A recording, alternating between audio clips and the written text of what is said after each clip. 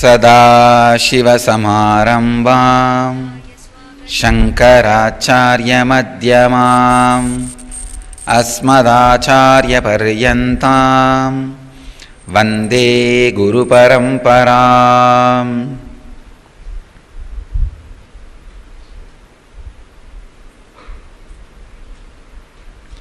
I welcome you all with my love and respects. Let's enter into today's sutra. I am continuing on Brahma Sutras. First chapter, first section, 17th Sutra. Beta Vyapadeshacha. Beta Vyapadeshacha. Beta Vyapadeshacha. Swami Gambhirananda translates this sutra as, and because of the assertion of the difference between the individual soul and Supreme Self.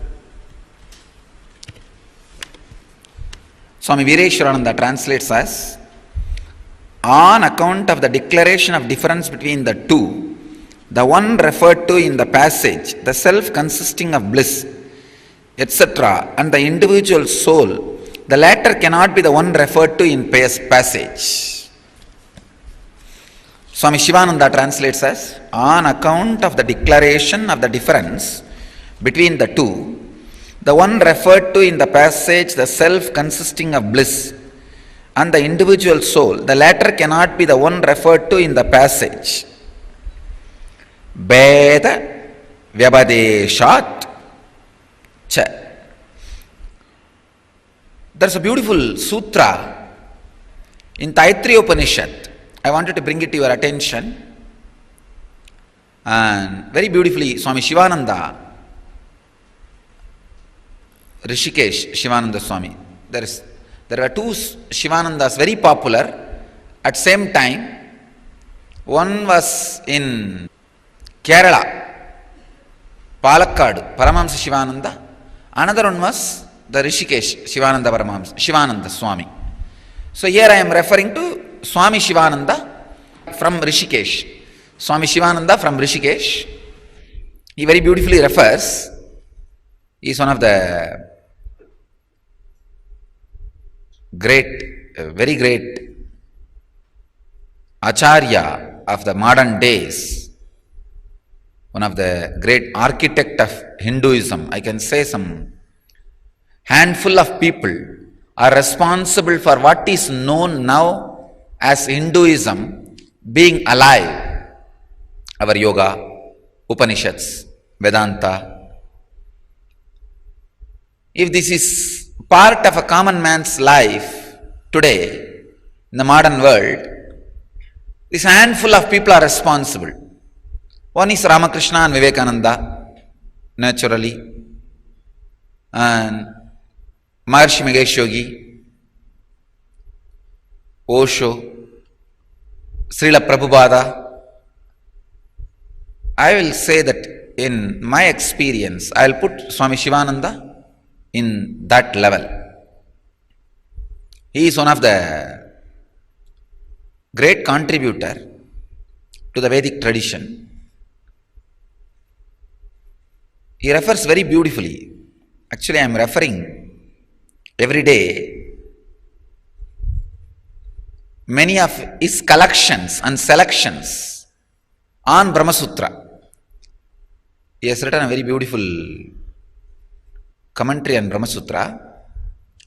He has culled out many of the beautiful Upanishads and references from various Aranyakas, various beautiful scriptures. Very authentically he has collected and translated. I wanted to remind you all, great Swami Satyananda Saraswati, one of the greatest yogi happened in the modern days, disciple of Shivananda Saraswati. I wanted to remember both of them and give them my humble respects. Because today what I am talking to you, all this technical information For me to collect and translate will take at least 10 years. If I have to do all by myself. So lot of the technical work they all have done. So I wanted to give my gratitude and humble respects to those masters. If you read Swami Satyananda Saraswati's Yoga and Kriya book, whatever I am teaching in the morning Brahma Sutra, the Yoga Sutra, you will be able to catch it very easily. It will be very useful if you read that book. If you are regularly attending the Yoga Sutra Satsang. And same way, if you read Swami Shivananda's Brahma Sutra translation, it will really help you to grasp more whatever I am sharing in the Brahma Sutra Satsang. Because they have done an amazing work on the technical knowledge. To tell you honestly, I am not that strong in the technical knowledge. See, I am commenting on the authority of my spiritual experience, enlightenment. I am neither a Sanskrit scholar, nor English scholar, or scholar in the Upanishads or Vedas or the traditional literatures. I am telling you very honestly. Maybe if you are glamored by me, enchanted by me, you will say, no, you know so much about scriptures and all that. But an honest social standard, there is a social standard. If there is an examination about the scriptures, I can be 100% sure I will not take more than 30 marks. That's a maximum any normal teacher will give if they test my scriptural knowledge.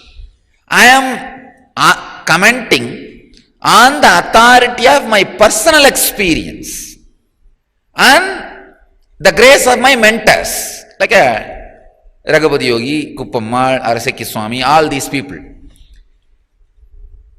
But the technical knowledge, these masters have done an amazing job. I wanted to recognize and put this on record so that the posterity, the future knows their great contribution. I wanted to make it very clear, I never wanted at any time my organization to evolve as an independent cult built on me. It should always be rooted in the original Vedic tradition, the broad Vedic tradition, which is the source for Hinduism, Buddhism, Jainism, Sikhism, Vaishnava, Tantra. These are all different branches evolved out of Vedic tradition. You may be surprised, I mentioned even Hinduism as one name. Please understand, whatever you practice in the name of Hinduism, going to temples, rituals, anything, yoga, pranayam, all these things evolved from Vedic tradition. I wanted all of you to know it is not Vedic tradition. It is from Vedic tradition.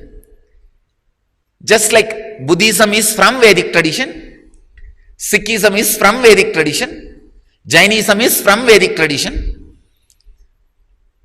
The distance between the Vedic tradition and Buddhism, distance between Vedic tradition and Jainism, distance between Vedic tradition and Sikhism, distance between Vedic tradition and modern day Hinduism is equal. I wanted to make it very clear. It is equal. No way modern day Hinduism is closer to Vedic tradition than Jainism or Buddhism. So I wanted always our Sampradaya to be the established and rooted in the broad Vedic tradition, which is the source of all these traditions, Shakta, Saiva, Vaishnava, all these great traditions. There is a beautiful reference by Swami Shivananda रसो वैसः रसं हेवायं लब्ध्वा नान्दी भवति लब्ध्वा नन्दी भवति. Taittiriya Upanishad, 2nd chapter, 7th sutra. If you don't understand, it's okay. I'm just putting it on record. But I'll translate and give you the complete meaning in course of the discourse. See, lot of the sacred secrets embedded in the sutra, you will be able to relate and understand if you have a little bit of background of the technical knowledge, how the truth is experienced and expressed and referred.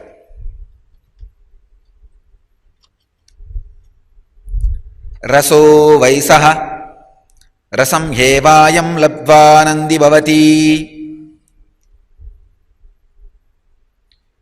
That which is attainted and the attainer cannot be the same.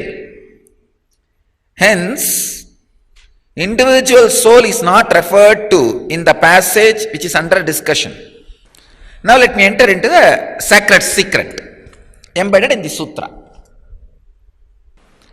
The whole thing, I can see, boils down to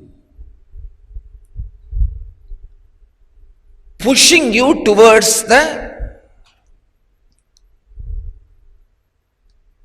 transcendental awareness happening in you. Constantly Vyasa, Badarayana is getting you back to the transcendental awareness. If I have to reveal the sacred secret, if I have to reveal what I am going to talk for next half an hour, for example, you say, Swamiji, next half an hour I don't have time to sit, I have to run for the other work. Can you just tell me in one statement so that I can hear and run? I am going to say, get back to witnessing consciousness. That's all, which I am telling for last 10 years. This is the sacred secret in the sutra. Badarayana, Vyasa, is basically trying to push you to the truth. Do not be satisfied in the space where the attainer retains even a scratch of individual identity. I have a big difficulty because first time these sutras are being taught to youngsters. Always these sutras were taught to some old Buddhas who can't do anything further. Ramakrishna gives a very beautiful example. He goes to see some VIP. I thought I will not tell the name. Anyhow, I will tell, nothing can be done. Rabindranath Tagore's father, Devendranath Tagore. And he sees so many children running around in the house. He asks somebody, whose children all of them are? That guy, that worker should have had little courtesy. He did not have any courtesy. That worker said, all children are my boss, Devendranath Tagore children only. I think he had some 14 or I don't know them, but at least more than a dozen. So, Ramakrishna was very angry. I don't know why Ramakrishna was so fanatic about not having kids. No, he was really fanatic about not having kids.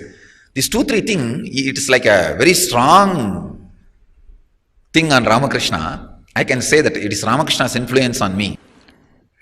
Fanatic about not to get married and not to have kids.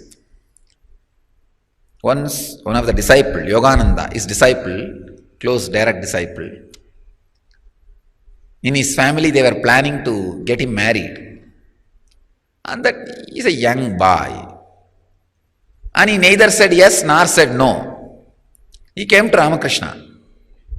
They are planning in my house to get me married. In West Bengal, the tradition is by the age of 12, before the boy or girl gets physical maturity, the marriage will be done. That's the way the tradition is. In those days, not now, in those days, both of them should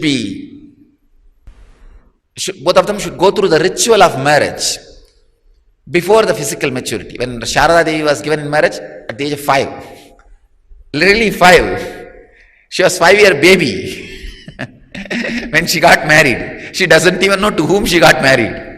And later on she came to know one mad fellow in Dakshineswar, you are a wife of that guy.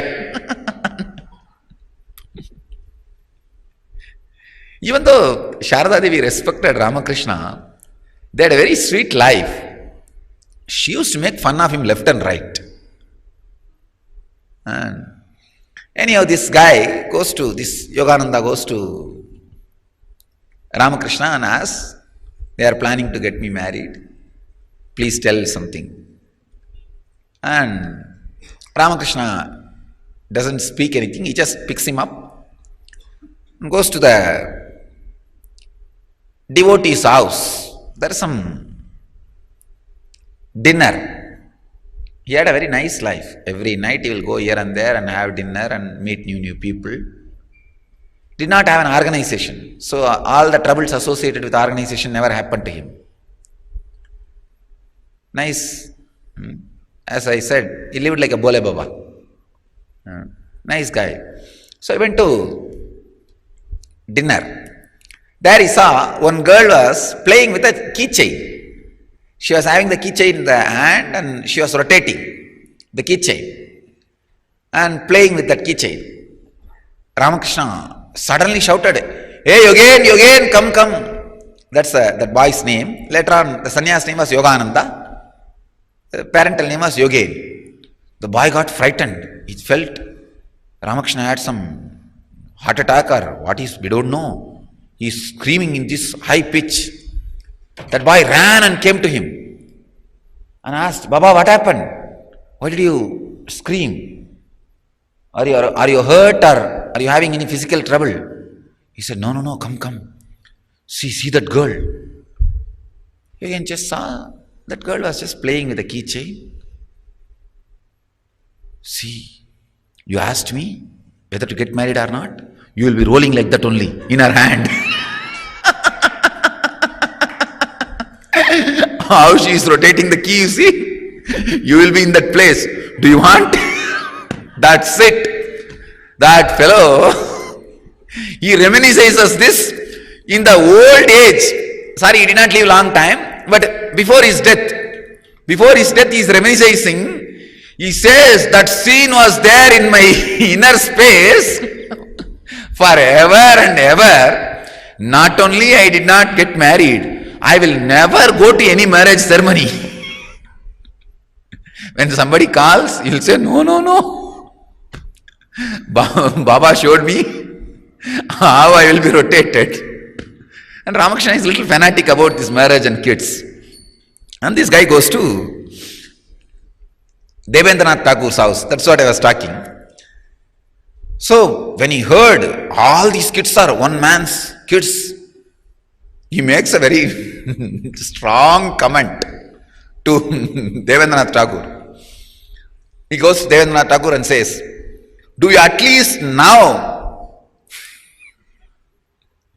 I think all of you understand what he is trying to ask.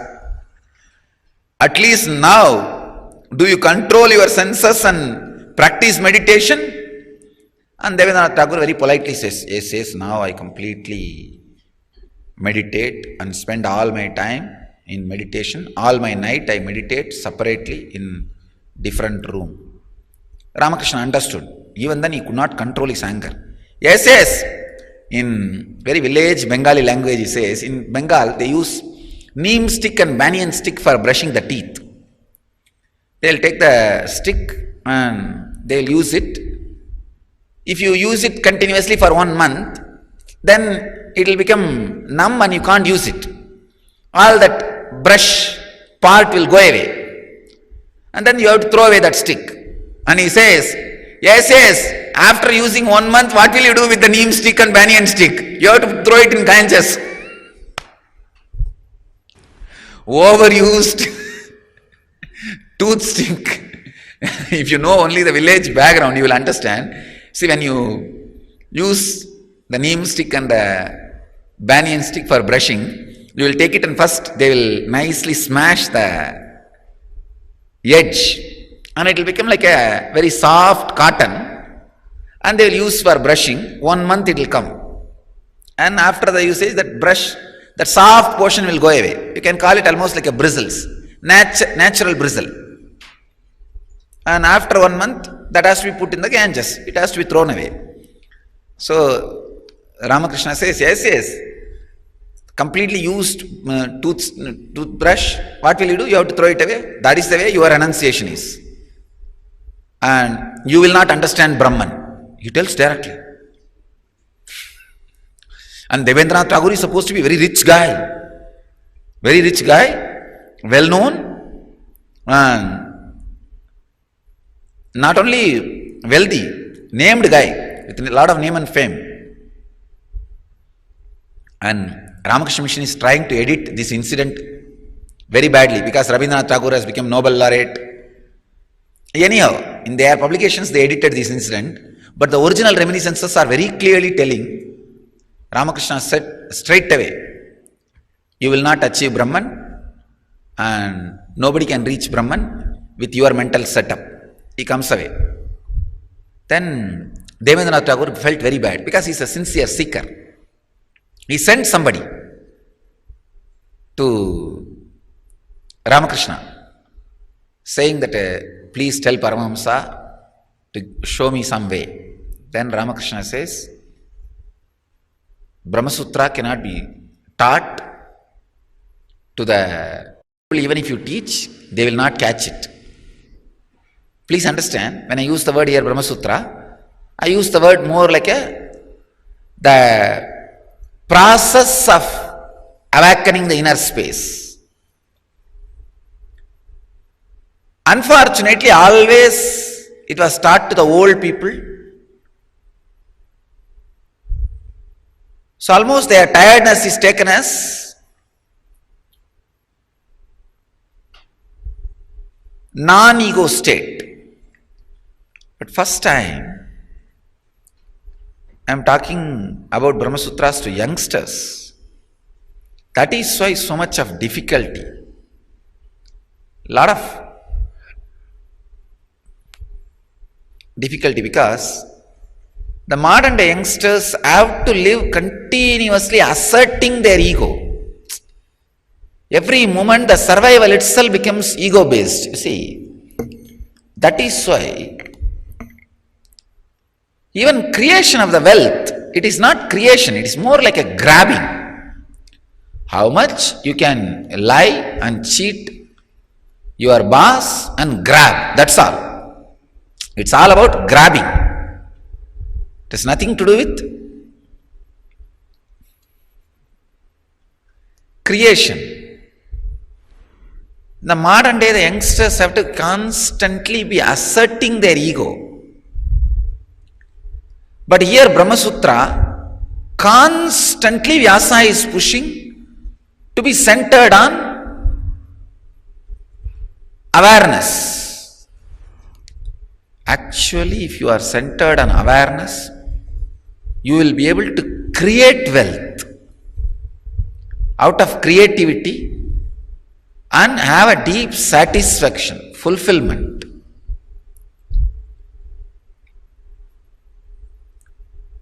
But the big problem is almost your whole life has to be reshuffled. When you start living based on this sutra, which says that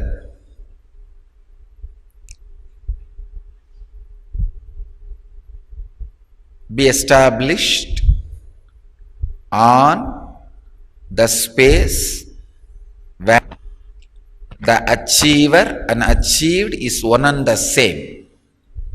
Do not be in a space where the achiever and achieved are visibly felt as different, experientially felt as different. A continuous drive See, if you are a yogi, for example, tomorrow many of you guys are taking up this vrata, Samyaman Chandra, 16 days. When you take up this kind of things and explore, basically you are a yogi. Your attitude is yogi. If you are a yogi, because of your everyday practices, all these ideas are constantly reminded to you. And the raising of the awareness has become an independent mechanism in your system. Every day, because constantly you remind yourself, you push yourself, even though one day you become low and angry, depressed. Next day you are up. You say, no, I will stand, I will not fall.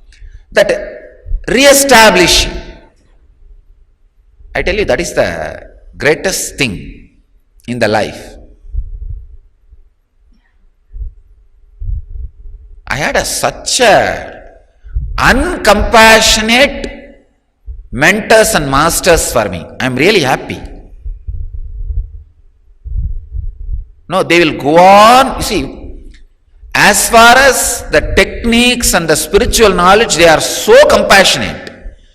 But they will never ever give me any support for my human weakness. You may be laughing, what? Swamiji had human weakness. When I use this word, I wanted to define it very clearly. It's like, oh, tomorrow we can do the practice. It's okay, these are all, tomorrow we can do. Later on, no, I don't want to do meditation. This laziness, they never supported. And whenever the ideological difference problems, they never bent. They just stood strong. So their compassion, one side compassion, other side completely cruel. Completely, that is the right word, cruel. But I am fortunate, I was not supported. I had such a beautiful mentors. Again and again and again, standing up has become very easy. They will go on giving spiritual words, spiritual techniques. And I can tell you, it will be always good if you have 2-3 mentors in your life. When it comes to mentors, of course, master will be only one naturally. Master can be only one, but mentors, when you are in a spiritual community or satsang center or the spiritual groups, just have 2-3 people to talk to, because you will have 2-3 version of the understanding. It can always be inspiring. Then you will catch that balanced perspective. Objectively you will catch it.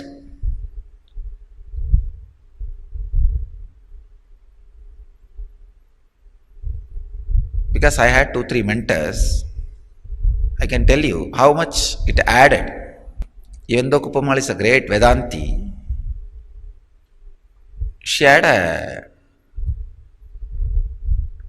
very powerful connection to the Bhakti dimension. And same way, Raghupati Yogi, even though he was a great yogi, he was an amazing Bhakta. He was an amazing devotee. So these different people, different juice made me completely juicy. So you also try to have 2-3 mentors. Then you will grasp more. Even in this Vada Pradivada, now I am seeing, every day I am receiving emails, this Vada Pradivada debate is doing a wonderful job, very powerful job. I am seeing really Vyasa and Shankara's blessings are there on you guys. So many emails I am receiving, the deeper clarity, understandings. I can tell you, really, these 21 days, we don't know how we started, why we started. From Shivaratri, How much of good we are doing to the world is secondary. How much of the good we have all done to ourselves, I am surprised. All our centers, devotees, they have become so intense. Today I saw, I don't know the number exactly, the number of people going to practice tomorrow onwards Samyama. I do have, now I am Guru of worthy disciples. Very strong disciples. Actually in the ashram itself, I was shocked. In Biddi ashram, some 60 people want to do this 15-day Samyama. Then I only made a rule, if you are underweight, you cannot do. If you are overweight, you can do. I made a rule. Because health, I have to take care. But I was shocked. So much of a sudden inspiration has happened in our Sangha all over. Everywhere the strong debates are going on, the Facebook left and right. I am enlightened, you are enlightened, everywhere I am just. Now the whole Nityananda Dhyanapidam, I feel like a huge sky with a lot of stars. Enlightened stars running around here and there.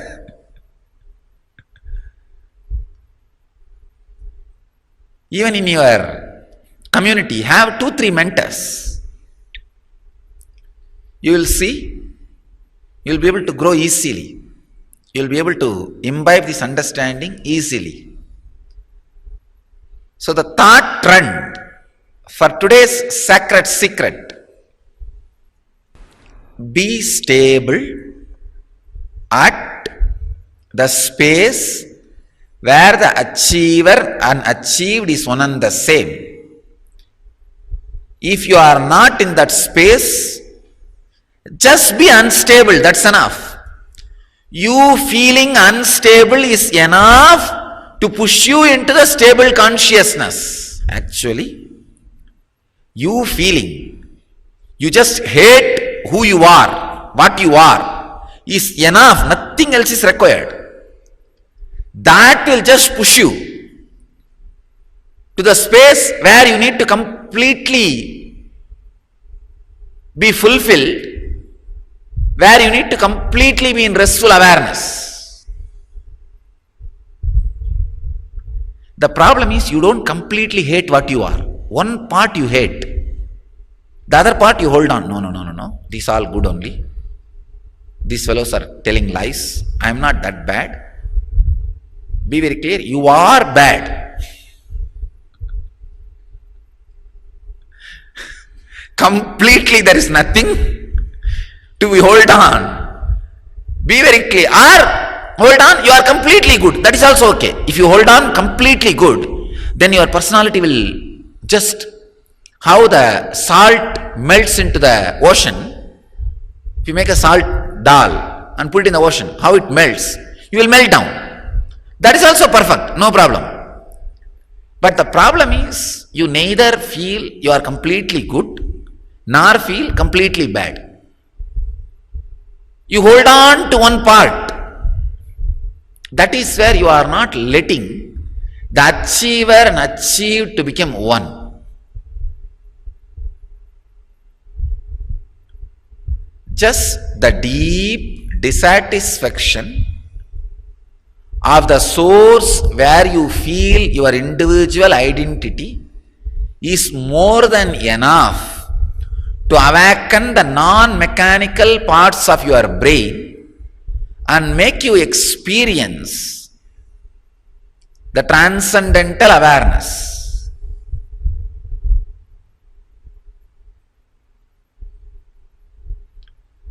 Transcendental consciousness. Transcendental awareness and transcendental consciousness, these are all different words I am using, but I mean one and the same. Source, existence, Brahman, cosmos, original self, all are same thing I am denoting with different words. So through this Taittiriya Upanishad Sutra, Swami Shivananda is trying to establish clearly The individual soul which feels still it need to achieve something cannot be the achieved, the goal.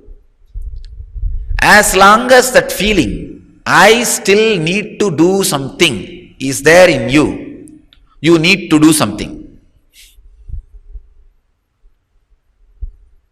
You need to get into the space where that very idea, I need to do something, disappears.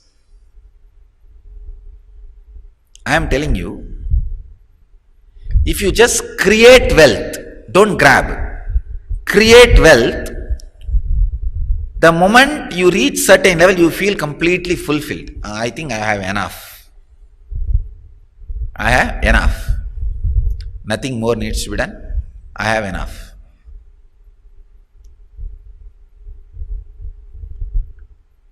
April 14th of 2001, April 14th, that was the day few people who lived around me, who gathered around me that time, not lived around me, that's the right word, gathered around me. Even before Ayya and Amma came, 2-3 people gathered around me. They all have requested me to stay in one place, that they want to build a hut for me. I said,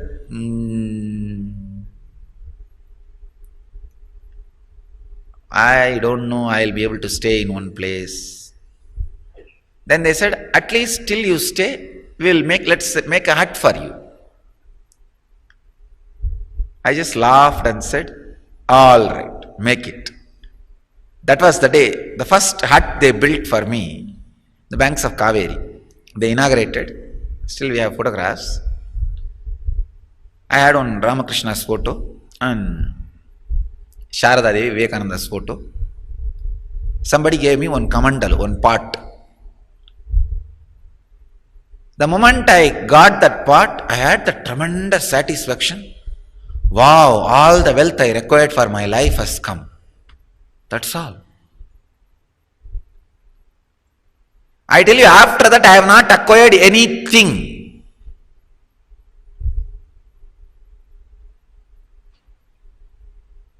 The greatest satisfaction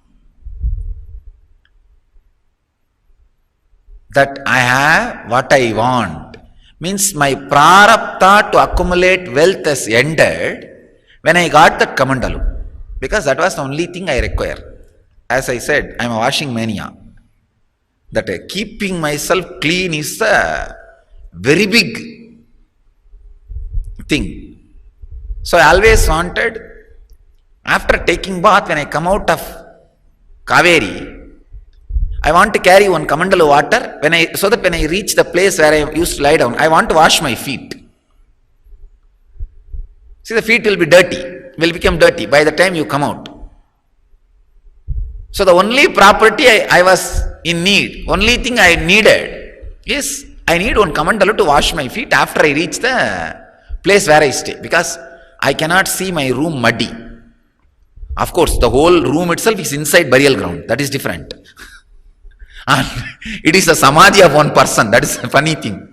On one samadhi, on 4 pillars, they put a thatch. And that only I used to sleep. That was my first. The guy is little bulky guy, so they built a bigger samadhi. Very big samadhi. It's a square, 8 feet by 8 feet. And there was a pillar. And on that they put some 4 wooden pieces and put thatch. So from the Kaveri, if I reach that place where I used to lie down, my leg will become muddy, dirty. So after reaching to that place, I want to wash my feet before I put my feet on the place where I lie down. So the moment that kamandalu came, I can say, the whole personality has become completely satisfied. Such a deep satisfaction. I can tell you, when you create wealth, your prarabdha hits a space of that utter satisfaction. After that, wealth was never in my mind. It was always around me, but it was never in my mind. My inner space never had wealth. It was always around me, but never inside me.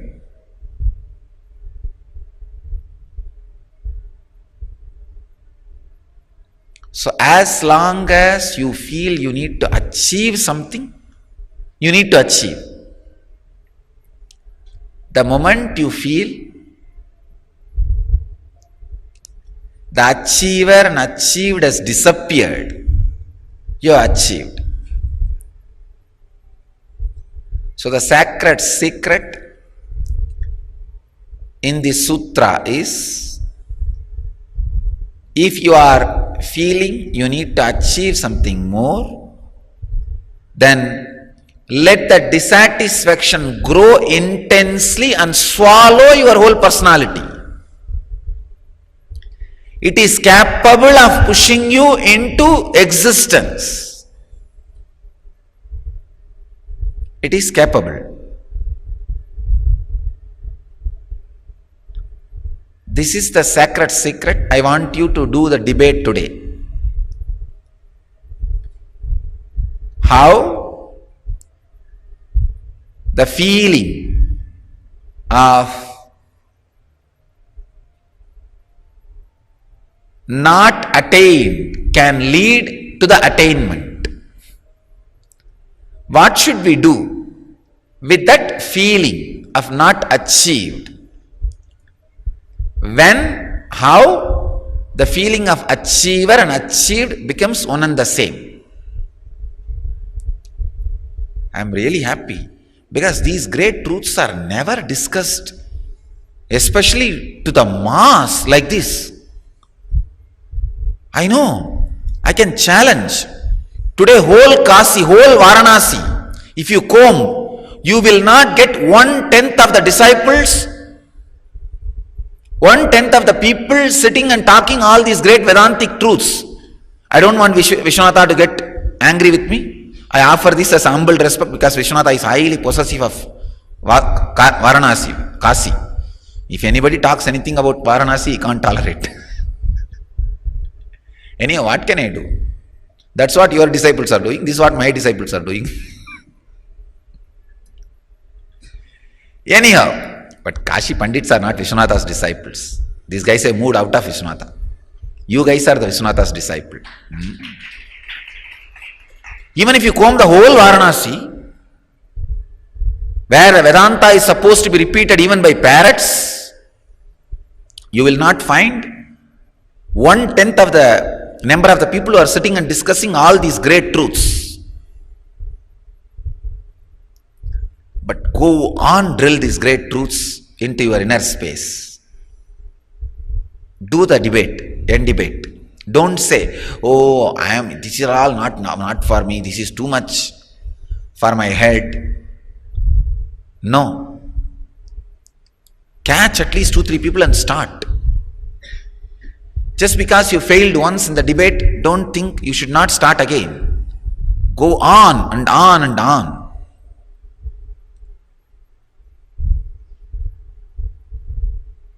So start the end debate today, Vada Pradivada today, on this sacred secret. How the feeling not attained can lead to the experience of attainment. How to deepen it? When you are achieved, attained, how to know it? Means the feeling to attain will disappear. That's it. So, as you are aware, today is the Holi and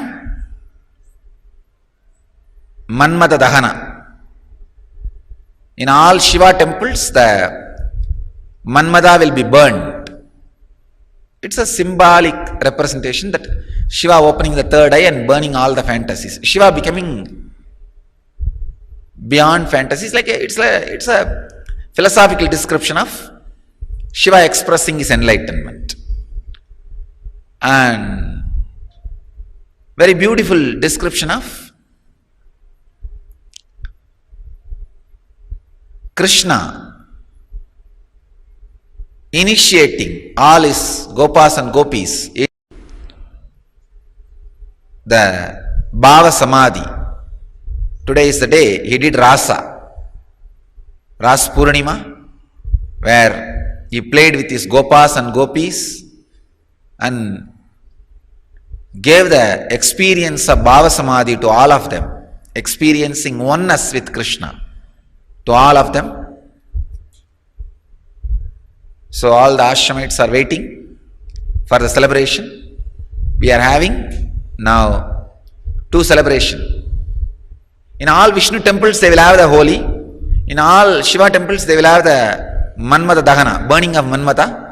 We have both. We have Shiva and Vishnu both here. So naturally we will be having both celebrations. Holi now, and after the Holi the burning of Manmata. Manmata's effigy. Like a collective negativity, fantasies, delusion, that's all. So now we are going to have the celebration. That's the reason I am ending the Brahma Sutras little early. And today we have a great news. Scarborough, Toronto is starting a new center, a new place. The satsang is held in new place today. My blessings to Toronto devotees, Scarborough and Toronto. And my blessings, I am now with you guys in that center. This place now will experience intensely my presence. Let all of you experience Kundalini awakening and levitation. Up! Intense experience of my presence will fill that place. I already now sanctified that place. Put the Padakas in that place, you will see Vibhuti coming. From that Padaka, that whole place will vibrate intense, positive, auspicious spiritual energy. So as today is a very auspicious day, Panguni Uttram, very good day for Subramanya. You guys have got a right place and right day. Today is a good day for Subramanya, good day for Vaishnava tradition, and good day for Saiva tradition. All 3 tradition, today is a great day. And my blessings, beautiful temple will happen in Toronto. My blessings to all of you who are sitting with us at this moment. 669 places and 223 cities in 30 countries. Let you all achieve, experience, live, express, radiate and share the eternal bliss. Nityananda. Thank you.